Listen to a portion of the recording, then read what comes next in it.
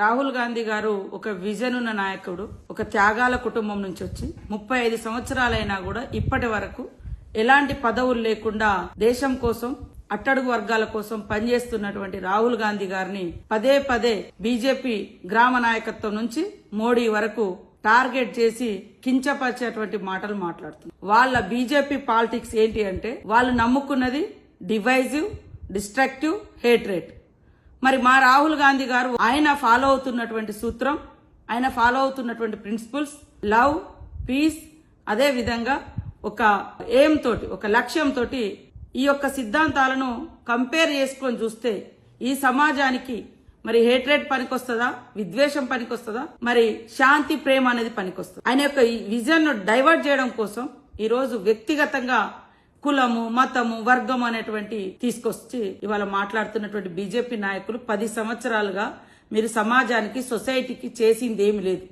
మీరు ఏదైనా చేసిందని ఏదైనా ఉందంటే విద్వేషాలు సృష్టించడం, విభజనలు సృష్టించడం, రాజకీయాలను, పదవులను పొందడం. రాహుల్ గాంధీ కుటుంబం పదవుల కోసం, రాజకీయాల కోసం, అధికారం కోసం తప్పుడు నినాదాలతో ముందుకొచ్చిన కుటుంబం కాదు. త్యాగాలతో, త్యాగాల వారసత్వంతో ఇవాళ రాహుల్ గాంధీ గారు, ప్రియాంక గాంధీ గారు సమాజం ముందుకొచ్చారు.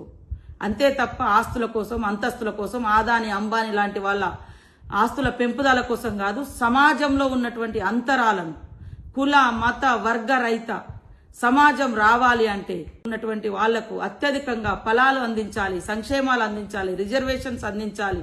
అందుకనే కులగణన చేపట్టాడంటే బీసీ అని చెప్పుకున్నటువంటి మోడీ గారు కులగణన చేపట్టకుండా ఇవాళ బీసీలకు అన్యాయం చేస్తుంటే మా సీఎం రేవంత్ రెడ్డి గారు, మరి మోడీ గారు బీసీ అని చెప్పుకుంటాడు, కానీ బీసీ కులగణన చేపట్టడం లేదు. ఆయన పుట్టుకతో బీసీలాగా పుట్టలేదు, వాళ్ళ కులాన్ని బీసీగా చేర్చుకున్నాడని రేవంత్ రెడ్డి గారు మాట్లాడితే అసలు బీసీ కులగణన నుంచి డైవర్ట్ చేయడం కోసం, రాహుల్ గాంధీ గారి యొక్క లక్ష్యాన్ని డైవర్షన్ చేయడం కోసం ఇవాళ రాహుల్ గాంధీ గారిని, వారి కుటుంబాన్ని టార్గెట్ చేసి మాట్లాడుతున్నారు. సమాజం ఆలోచించాలి. మా నాయకుడు విజన్ ఏంది, బీజేపీ నాయకుల విజన్ ఏంది. బీజేపీ నాయకులు చేస్తున్నటువంటి ఏదైతే విద్వేషము, వినాశకర ఆలోచనలు, డైవర్ట్ పాలిటిక్స్, డివిజన్ పాలిటిక్స్, ఇవి సమాజానికి ఉపయోగపడతాయా? ఏమైనా అభివృద్ధి సాధిస్తుందా? ఈరోజు ఈ సమాజంలో నెహ్రూ గారి కాడ నుంచి మరి మొన్నటి వరకు మన మన్మోహన్ సింగ్ గారి వరకు తెచ్చినటువంటి అనేక సంస్కరణలే ఈరోజు ఈ దేశాన్ని, ఈ సమాజాన్ని నిలబెడుతున్నది వాస్తవం కాదా?